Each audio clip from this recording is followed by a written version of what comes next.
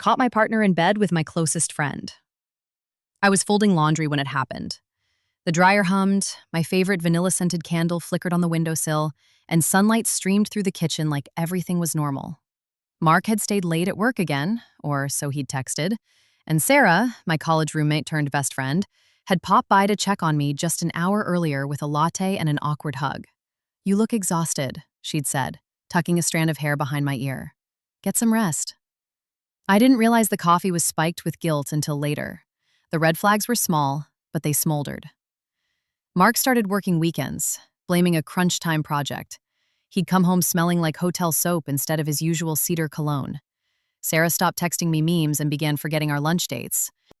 When I asked if everything was okay between them, they'd always joked a little too comfortably. Mark laughed. "You're paranoid, babe. Sarah's practically your sister." But sisters don't wear your perfume. Last Tuesday, I found a lavender-scented hairpin on his dashboard, Sarah's signature. He shrugged it off. She must have dropped it when we carpooled that one time. My stomach twisted, but I swallowed the doubt. I'm imagining things, I told myself. We're planning a baby. He'd never...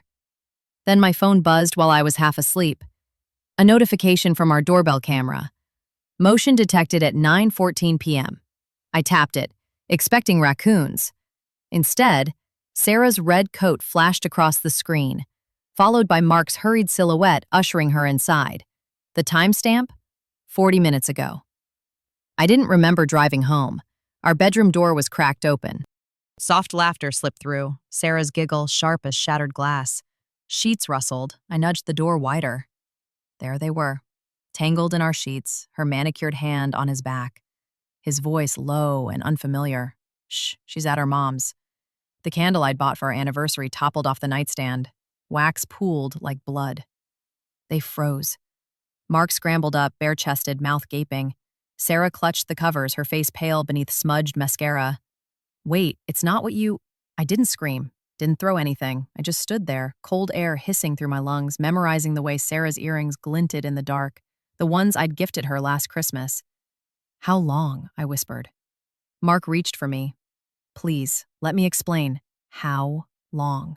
He looked at the floor. 3 months. Sarah started crying. "We didn't mean to hurt you. It just happened." The room spun. 3 months, the weekend trips, the girls' nights she'd canceled, the way he'd touched my shoulder lately like I was made of tissue paper. I grabbed my keys, his voice chasing me downstairs. "Where are you going? Talk to me!" I slept in a motel that reeked of mildew, texted my boss I had the flu, stared at the ceiling, replaying every lie, every gaslit, "I'm just stressed," while he'd been inside her. Was the baby talk a distraction? Did they mock me? I dry heaved into the trash can. Sarah called 11 times. Mark sent a wall of apologies. "You're my life. I'll do anything." I drank half a glass of wine, then poured it out. I'm not my mother. Now, I'm sitting in my car outside our house. His truck's gone. The curtains are drawn.